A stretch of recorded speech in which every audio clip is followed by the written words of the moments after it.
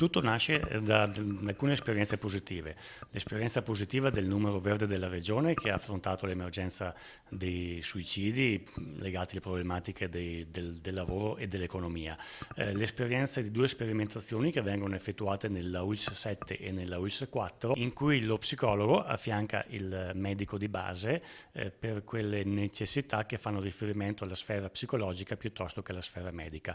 Le esperienze sono estremamente positive e sono suffragate da elementi statistici dei paesi del nord Europa, dove è evidenziato che la presenza di uno psicologo assieme ai medici, qualora fosse richiesto sia dal medico che dal paziente, ha abbassato notevolmente i costi della farmacologia e i costi della specialistica. I progetti di legge quindi sono due, consolidano queste esperienze positive nella costituzione e nella regolarizzazione della figura dello psicologo di base che affiancando i medici di base ed eventualmente anche i pediatri di libera scelta può dare un supporto ulteriore alle necessità di oggi.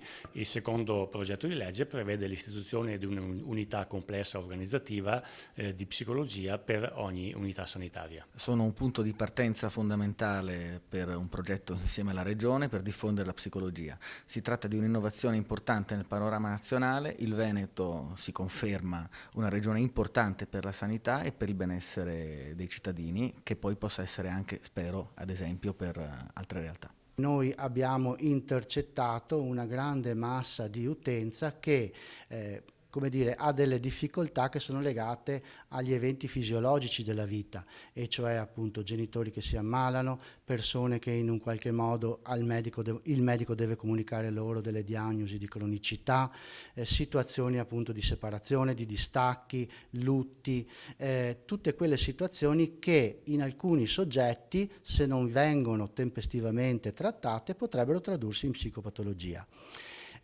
Abbiamo appunto visto che questo si traduce non solo nella possibilità di accesso fruibile, ma anche appunto in molti casi persone che per esempio non andavano al lavoro da mesi, dopo degli interventi psicologici di sostegno, di aiuto, hanno ripreso l'attività lavorativa.